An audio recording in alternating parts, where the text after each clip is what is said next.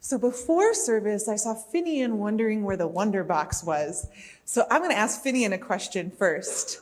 Finian, do you know why there's a bunch of stuff up at the top here? What is all that? What is it? What's up there? What did you bring today? Flowers. Yeah, lots of beautiful flowers. Do you know why you brought flowers? 'Cause. Yeah, 'cause. That's a good reason. I like flowers for a 'cause reason. That's great. We actually have a rule in my house. When I used to live in Brooklyn, there was a bodega across the street with just, that whole front of flowers, right? You've seen those grocery stores. And my husband got really tired of me asking if I could buy flowers.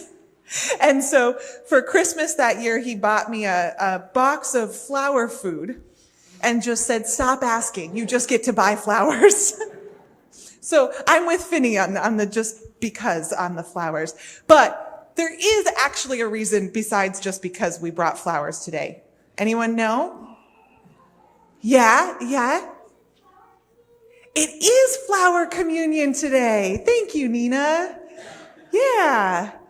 Anybody want to tell me a little bit about flower communion? What does anyone know about flower communion? Nina, you know more? Okay. What? It's when people bring flowers and then in the middle of the service they do all of the flowers out and You get a different flower. Yeah. Great. Okay, so Nina said that it's a service where everyone brings a flower and then you get to leave with a different flower. That was a really great logistical explanation. I love it.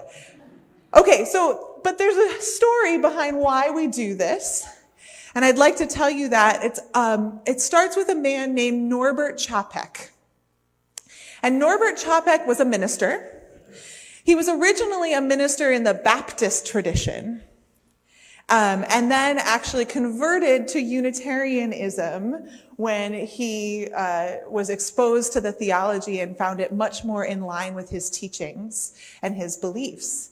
And Norbert Čapek lived quite a while ago. He lived between, he was an adult and a minister between the world wars, between World War I and World War II.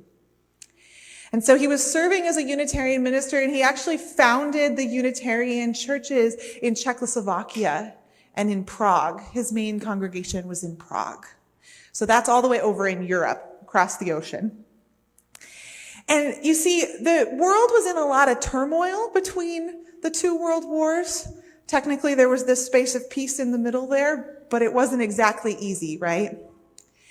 And so Reverend Čapek was looking for ways to bring his congregation together, looking for ways to show them that they belonged together and that they belonged listening to each other and learning from each other and not fighting one another, which was the messages that the wars were teaching, right?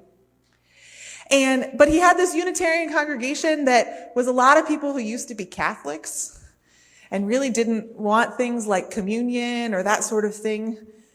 And so he was really racking his brain about how to help these people understand and live into community together. And then he was on a spring day. I wish I could say a spring day like today, but I like to think it was a little sunnier than today. So let's imagine a sunny day. It was sunny on Friday, wasn't it? Friday was sunny. And yesterday was sunny. So a day like yesterday, nice and sunny. And he was walking from his home to the congregation and he saw all these beautiful flowers. And he saw that all the flowers were different, right? No two of them were the same. Juliana, you brought a bunch of flowers. Did any of them look the same? No. And was that a good thing or a bad thing? Yeah, why is that a good thing? It looks more prettier when there's different flowers, right? Yeah, it looks more prettier when there are different flowers. And so the next, a couple weeks later, he invited his whole congregation on their way to church to bring a flower or a stem or a stick of flowers, right? There's lots of blooming trees, right?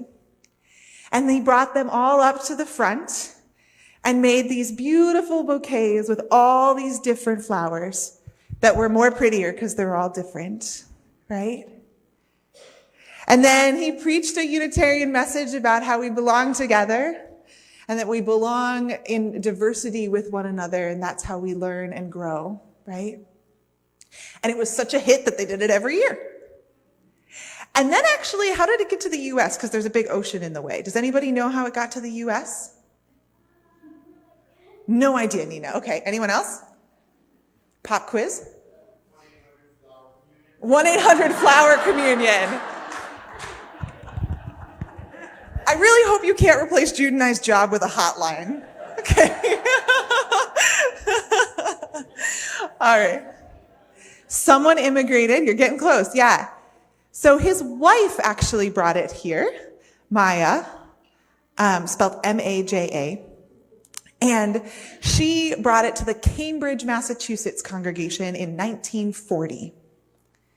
And that's right before World War I, right? Or right before World War II, right? So she brought this really important message across the ocean to the Unitarian congregations here in the U.S.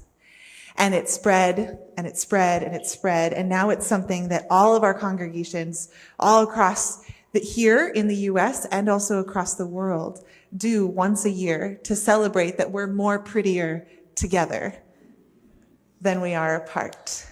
So you have two Czechoslovakian ministers to thank for our beautiful ritual today. And I hope you'll remember this long history and the ties that it gives us. Thanks.